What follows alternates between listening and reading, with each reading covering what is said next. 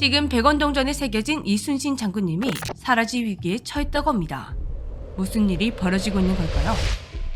어느 나라던 화폐 위에 새겨진 인물은 그 나라의 역사에 큰 획을 그은 존재들입니다. 한국 화폐 속 인물들도 마찬가지인데요. 모두 역사에 큰 이야기를 남긴 인물들입니다. 한국 지폐들은 몇 차례 변천사를 거치며 지금의 화폐 디자인이 되었지만 백원동전에 새겨진 이순신 장군님은 첫 발행부터 지금까지 쭉 한결같은 모습으로 발행되고 있는데요. 그런데 더 이상 백원에서 이순신 장군님을 보지 못할 수도 있다고 합니다. 그 이유는 한국은행과 초상화를 그린 고 장우성 화백의 유족이 법적 다툼을 시작했기 때문입니다. 고 장우성 화백의 유족은 40년 동안 저작권료를 요구하는 소송을 걸었는데요. 하지만 한국은행에서는 화폐 제작 당시 이순신 장군의 초상화를 사용하는 대가로 150만 원을 지급해 저작권 자체를 넘겨받았다는 입장입니다. 한국은행의 주장대로라면 소송이 무의미해지지만 지금 이 문제의 매듭이 확실하게 지어지지 않고 있는 이유, 당시 저작권 자체를 넘겨받았다는 계약서가 사라졌기 때문입니다.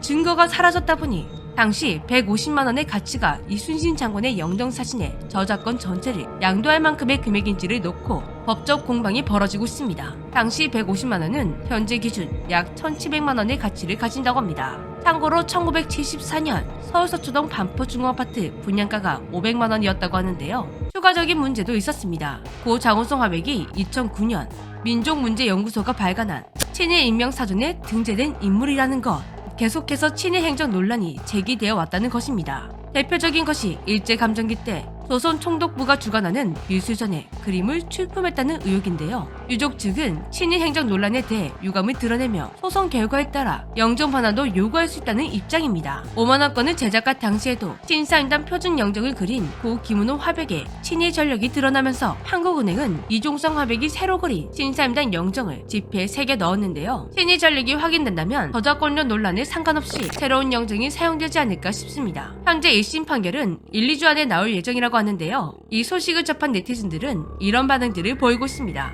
차라리 100원에 적당한 거 넣고 이순신 장군님은 10만 원권에 모시자. 저 시대에 150이면 잘 쳐준 것 같은데. 계약서도 사라졌다면서 무슨 근거로 소송을 걸었지? 이순신 장군 초상화를 둘러싼 지금의 논란, 여러분은 어떻게 생각하시나요? 지금까지 재미주였습니다.